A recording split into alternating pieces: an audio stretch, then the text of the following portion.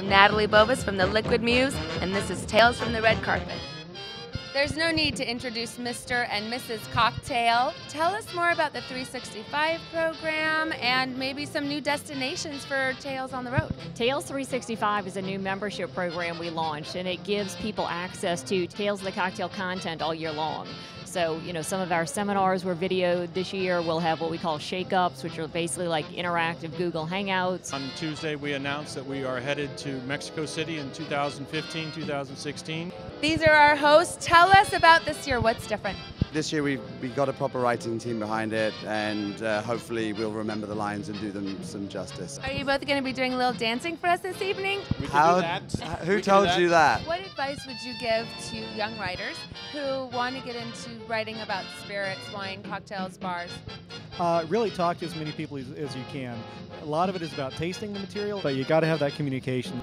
So why do you think you ladies might be the ones presenting for Best High Volume Bar? We're definitely not ladies who wait for a drink. Yeah, I think that the really interesting thing, and for us the most fun thing, is when people are like, oh, you can't do it here, there's just not enough women. And we're like, you'd be surprised. Yeah, right. Like, they're there, they're just hiding behind that guy with the mustache. So Dave, a few things have changed this year with the judging. We moved around behind the scenes to try to get more nominations from people around the world and try to get them better represented.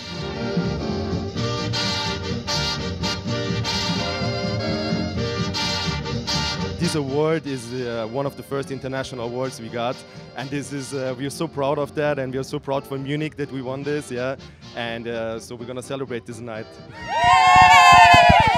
Your win means something very special to fans of tiki culture. It's just taken over the world. And what does this win mean for Scotland? I can't explain. It's unbelievable. I'm a very, very happy man today. Very happy. What are some of the challenges selling Japanese whiskey to American consumers as a brand ambassador? If you're in the whiskey business, you're doing pretty well right now. We're blessed with a company that has a vision very far for the future, and they want to be doing business, a lot of business, 20, 30, 40 years from now. High five, San Francisco! Yeah. Yeah. Tell me, how does a city like Chicago, so far from the Caribbean or tiki culture, how does it react to your bar? Well, I think what makes it so great is that Chicago is cold so much, 7-8 months out of the year, so people want that escape. And Nomad wins again. Best restaurant bar this year, best hotel bar last year. How do you maintain that level of service? We have different tenets of hospitality, and for us, we take care of our staff first and then our guests second, because a happy staff makes happy guests. Best high volume American cocktail bar. Yay, Eric! So what does this mean for you guys in San Diego? We are honored to accept this award, and if it wasn't for Eric Castro, this city wouldn't be as magical as it is. What would be the 3 words that you think every young bartender needs to aspire to greatness? Hospitality, and a little bit of booze. How do you select what you have on your back bar? When we started creating the drink selection, we tasted every single bottle that we have on the bar. Congratulations, Ron, on the Iberico. Tell us, how did this idea come to be? Well, we've always made this traditional beverage. Yeah. So it's like Spanish special wild ham that are let to free range and eat acorns for 2 years. So we got a nutty, fantastic flavor, and it's never been done before. How did you get to be you? I don't know. I just did what my teachers told me to do.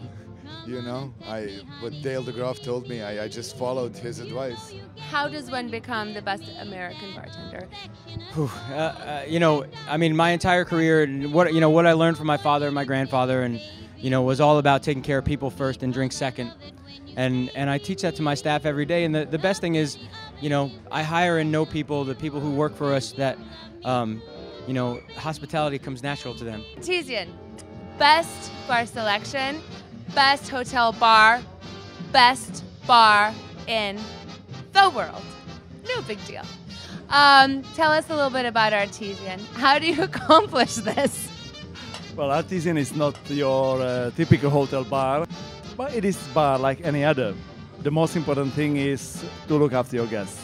Simone Caporale, my colleague, my right hand, my brother from another mother, has just won an International Bartender of the Year award.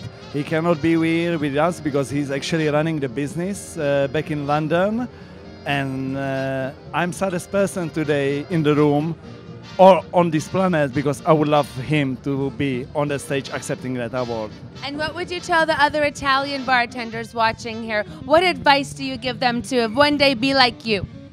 Just dress with style, smile, and drink vermouth whenever you can.